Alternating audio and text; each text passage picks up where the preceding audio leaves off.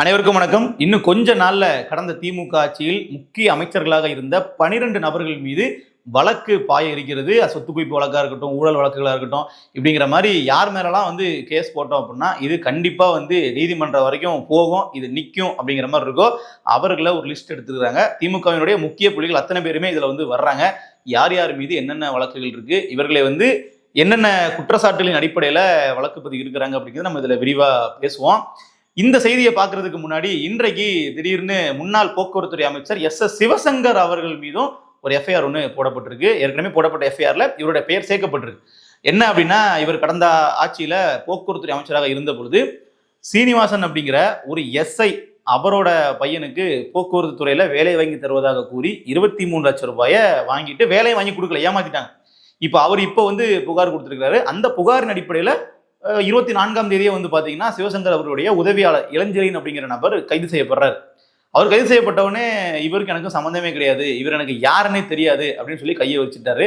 உடனே மறுபடியும் காவல்துறை விசாரிச்சதுல இல்ல இவருக்கும் அவருக்கும் தொடர்பு இருக்கு, நேரடியா இந்த எஸ்ஐ தன்னுடைய மகனுக்கு வேலை வாங்கி தருவதாக பணம் கொடுத்தாரு இல்லையா, அந்த நபர்கிட்டயே சிவசங்கரன் அவர்கள் பேசியிருக்கிறதுக்கான ஆதாரத்தெல்லாம் இவர் காட்டியிருக்கிறாரு.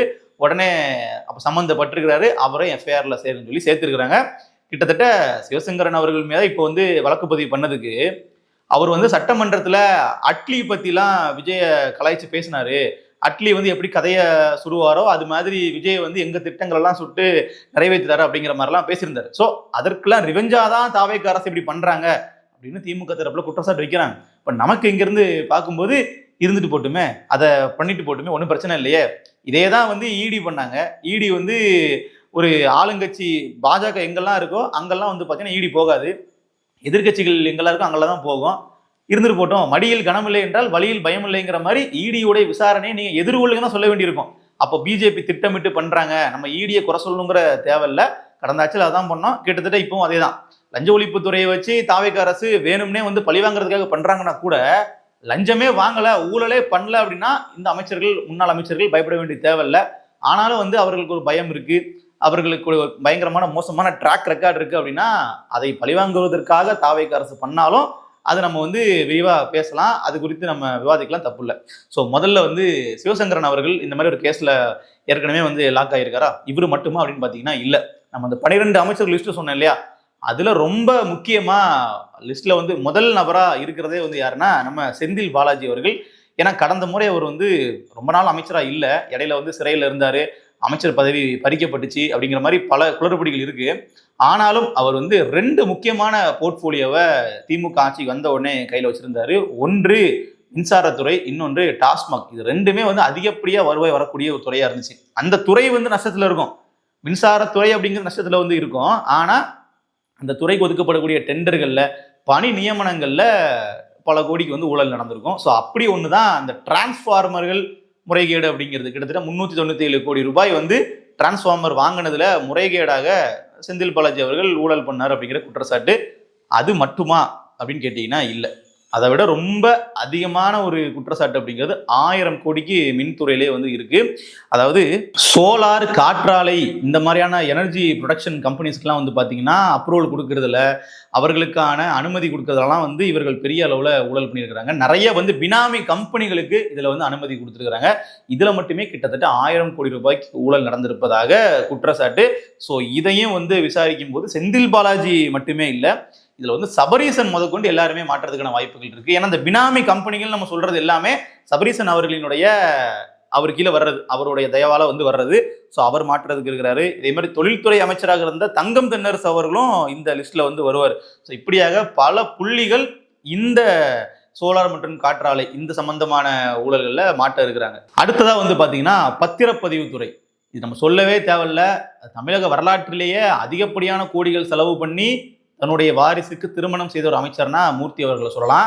அந்த அளவிற்கு ஒட்டுமொத்த இந்தியாவும் திரும்பி பார்த்துச்சு. அவர் அதை எப்படி பண்ணாருன்னு ஒரு கேள்வி இருக்கு இல்லையா. கிட்டத்தட்ட கிராமப்புறங்கள்ல 10 லட்சம் ரூபாய்க்கு மேற்பட்ட ஒரு இடம் ரெஜிஸ்டர் ஆகுது, ஒரு ப்ராப்பர்ட்டி ரெஜிஸ்டர் ஆகுது அப்படின்னாலும், சென்னை உள்ளிட்ட நகரங்கள்ல பாத்தீங்கன்னா 1 கோடிக்கு அதிகமா ஒரு ப்ராப்பர்ட்டி ரெஜிஸ்டர் ஆச்சு அப்படின்னா நேரடியாக பார்ட்டி ஃபண்ட் அப்படிங்கிற ஒன்று கலெக்ட் பண்றாங்க. இந்த பார்ட்டி ஃபண்டுங்கிறது வேற வேற பேர்ல அவர்கள் வாங்கலாம், ஆனா அதோடைய மீனிங் வந்து இதுதான். தனிப்பட்ட முறையில் ஒரு நிதி வந்து பார்த்தீங்கன்னா நேராக அமைச்சருக்கு வந்து போயிடும், கட்சிக்கு வந்து போயிடும் அப்படிங்கிற கான்செப்டில். இப்படி வந்து தமிழ்நாடு முழுக்க எத்தனை சப் ரிஜிஸ்டர் ஆஃபீஸ் இருக்குன்றதை நீங்கள் பார்த்துக்கங்க. எல்லா இடத்துலையுமே இந்த மாதிரி வந்து நிதியை வந்து கலெக்ட் பண்ணியிருக்கிறாங்க. ஸோ இதுவும் வந்து ஒரு பெரிய தொகையாக வந்து கடைசியில் மாறி போய் நிற்கிது. இவரையும் விசாரணை வளையத்துக்குள்ள கொண்டு வர்றதுக்கு இப்போ லிஸ்ட்ல வந்து எடுத்துருக்காங்க. இதுல வந்து கூடுதல் என்ன தகவல் சொல்றாங்க அப்படின்னா, எம்எல்ஏ ஹாஸ்டல் இருக்கும் இல்லையா, அதுல 2 ரூமுக்கு பணம் எண்ணக்கூடிய மிஷின் மட்டுமே வந்து வச்சிருக்கிறாங்க. அந்த அளவிற்கு வந்து இந்த பத்திரப்பதிவு துறையில வரக்கூடிய அமௌண்ட்டை வந்து பணத்தை எண்றதுக்கே தேவைப்படுது. அப்ப அவ்வளவு தூரம் பணப்புழக்கம் நடக்கக்கூடிய துறையாக இந்த பத்திரப்பதிவு துறை இருந்திருக்கு. ஸோ அதனுடைய அமைச்சர் முன்னாள் அமைச்சர் மூர்த்தி அவர்கள். ஸோ அடுத்ததாக இந்து சமய அறநிலைத்துறை. இது வெளியே இருந்து பார்க்கும்போது ஏதோ கோயில்களில் வந்து கும்பாபிஷேகம் பண்றாங்க, பூஜை நடத்துறாங்கன்ற மாதிரி தெரியலாம். அது கிடையாது. கோவில் காணிக்கை அப்படிங்கிறதெல்லாம் கிடையாது. கோவில்களுக்கு எக்கச்சக்கமான சொத்துக்கள் இருக்கும். அந்த சொத்துக்களில் வந்து கடைகள் இருக்கும், இடங்கள் வந்து குத்தகைக்கு விட்டுருப்பாங்க, வாடகைக்கு விட்டுருப்பாங்க. அப்போ இந்த மாதிரியான தொகையெல்லாம் வந்து கலெக்ட் பண்ணுறதா இருக்கட்டும், இல்லை பாக்கி இருக்கும், அது வந்து பெரிய அளவில் கலெக்ஷன் ஆயிருக்கு, அது ரொம்ப வருஷங்களா பெண்டிங்ல இருக்கும், அதெல்லாம் வந்து கலெக்ஷன் பண்றதா இருக்கட்டும், இல்லை அந்த மாதிரி இடங்களை யாருக்கு கொடுக்கலாம் அப்படிங்கிற மாதிரியான டெண்டர் விஷயங்களா இருக்கட்டும், இது எல்லாத்தையுமே இந்து சமய அறநிலையத்துறையில எக்கச்சக்கமான கமிஷன்கள், முறைகேடுகள் நடந்திருக்கிறதாக குற்றச்சாட்டு. இதுவும் ஒரு மிகப்பெரிய துறை. அப்போ அதுல வந்து நம்ம சேகர் பாபு அவர்கள் உள்ள வராரு. அதே மாதிரி டாஸ்மாக், நீங்க டாஸ்மாக்ல எடுத்துக்கிட்டீங்கன்னா பார் உரிமையாளர்கள்ட்டையுமே வந்து பார்ட்டி ஃபண்ட் வாங்கியிருக்கிறாங்க. ஸோ இது ஒரு தனி துறையா இருந்தாலும் இதற்கும் செந்தில் பாலாஜி அவர்கள் தான் அமைச்சர் கடந்த காலத்துல. அதுக்கப்புறமா முத்துசாமி வந்தாரு, மாறி இருந்தாங்க. அப்படி இருந்தாலும் ஒரு பெரிய பங்கு அவருக்கும் வந்து இருக்கு. அடுத்ததா சிஎம்டிஏ, புதுசா ஒரு பில்டிங் வந்து கட்டணும், அதுக்கு அப்ரூவல் வேணும் அப்படின்னா ஒரு சதுர அடிக்கு 20 ரூபா அப்படிங்கிற மாதிரிலாம் கணக்கு வச்சு அமௌண்ட் வாங்கியிருக்கிறாங்க. இது வந்து பெரிய பெரிய பில்டர்ஸ் எல்லாருக்குமே தெரிஞ்ச ஒன்றா இருக்கும், ரொம்ப சாதாரணமான ஒன்றா இருக்கும். ஏன்னா இது வந்து பார்த்தீங்கன்னா காலகாலமாக கலெக்ஷன் பண்ணிட்டு இருக்கிற ஒன்று தான். அப்போ இதெல்லாம் ஷுவரா வந்து உள்ள போனோம்னா ஆதாரபூர்வமாக பிடிக்க முடியும், அமைச்சரவைக்கு எவ்வளோ போயிருக்கு அப்படிங்கிறத துண்டா எடுக்க முடியுன்றது டேட்டா. அதனால இதுல இருந்து கண்டிப்பாக அவர்கள் எடுப்பாங்க. ரொம்ப வந்து இப்போ வெளிப்படையாக தெரிஞ்ச விஷயம் வந்து பள்ளி கல்வித்துறையில் அந்த என்ஓசி கொடுக்கறது, தனியார் பள்ளிகளுக்கு வந்து என்ஓசி கொடுக்கறது, அப்ரூவல் கொடுக்கறது, அதுக்கு வந்து நாங்கள் இத்தனை ஆண்டுகளாக லஞ்சம் கொடுத்தோம் அப்படிங்கிறத வெளிப்படையாக அந்த பள்ளி நிர்வாகமே வந்து பார்த்தீங்கன்னா வெளியே வந்து சொல்றாங்க. அந்த தனியார் பள்ளியினுடைய சங்கம் நிர்வாகம்லாம் இருப்பாங்களே, அவர்களே வந்து சொல்றாங்க நாங்கள் கடந்த ஆட்சியில் கொடுத்தோம் அப்படின்ட்டு. அப்போ அது டிரான்ஸ்பரண்டா இருக்கு, அவர்கள் தரப்புல குற்றச்சாட்டும் இருக்கு, அதை விசாரிக்க தொடங்குறதுக்கும் ஒரு டேட்டா எடுத்துருக்காங்க. அதே மாதிரி சமூக நலம், அதாவது சத்துணவு கூடத்துல வந்து முட்டை போடுறதுக்கு ஒரு சில டெண்டர்கள் கொடுப்பாங்க, ஆர்டர்ஸ் கொடுப்பாங்க இல்லையா, அதுலேயும் வந்து பார்த்தீங்கன்னா முறைகேடு. அவர்களுக்கு விருப்பப்பட்ட நபர்களுக்கு அதிகப்படியான தொகைக்கு அதை வந்து டெண்டர்களை ஒதுக்கியிருப்பாங்க. அந்த முட்டை முதற்கொண்டு அதில் வந்து ஊழல் நடந்திருக்கு. அதே மாதிரி மீன்வளத்துறை, மீனவர்களுக்கான மேம்பாட்டு நிதியாக இருக்கட்டும், இல்லை இந்த கோடைக்கால நிதியாக இருக்கட்டும், அதெல்லாம் வந்து ஒதுக்கீடு பண்ணுறதுலையும் ஒரு பெரிய முறைகேடு நடந்திருக்கு. ஸோ இதெல்லாமே வந்து துறைகள் சார்ந்த விஷயங்கள். இந்த மாதிரியான துறைகளில் இந்தந்த வகையில் ஊழல் நடந்திருக்கு அப்படிங்கிறது. இன்னொரு டவுட் வரலாம், இதெல்லாம் எல்லா ஆட்சி காலத்தையும் நடக்கும் தானே? திமுக ஆட்சி காலத்தையும் நடக்கும், அதிமுகலையும் நடக்கும், இது நாளைக்கு தாவைக்கல கூட நடக்கலாம் அப்படின்னு மாதிரி நம்ம நினைக்கலாம். எல்லா ஆட்சி காலத்திலையும் கமிஷன்கள் முறைப்படி வாங்குவாங்க அப்படிங்கிறது மாற்றுக்கிறது இல்லை. ஆனால் திமுக ஆட்சி காலத்தில் புதுசாக வந்து என்ன பண்ணாங்க அப்படின்னு குறிப்பிடுறாங்கன்னா, பார்ட்டி ஃபண்ட் அப்படிங்கிற ஒன்று கூட சட்டமன்றத்தில் முதலமைச்சர் அவர்களும் பேசியிருந்தாரு. அதுக்கு முன்னாடியே வந்து தாவேக்காவினரெல்லாம் பேசியிருந்தாங்க. அது வந்து பார்த்தீங்கன்னா பெரிய அளவில் ஆரம்பத்தில் முன்னெடுத்தது அதிமுக. 2021 வந்து அதிமுக தரப்புல இந்த குற்றச்சாட்டை முன் வச்சாங்க. எப்போன்னா திமுக வந்து ஆட்சி பொறுப்பு ஏற்கிறாங்க, ஆட்சி பொறுப்புக்கு வந்த உடனே பொங்கல் பரிசு பொருள் வந்து கொடுக்குறாங்க, 21 வகையான பரிசு பொருள் வந்து கொடுக்குறாங்க. ஸோ பெரிய அளவில் அவர்கள் வந்து பணம் வந்து உடனடியாக அதிகமாக கொடுக்கல.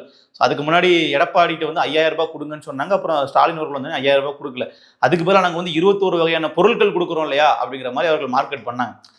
அப்படி 21 வகையான பொருள் கொடுத்ததுல அந்த டெண்டர்கள் வாங்கின ஒவ்வொரு நிறுவனத்துக்கிட்டையும் கமிஷன் போக பார்ட்டி ஃபண்டுன்னு ஒன்று வாங்கியிருக்காங்க.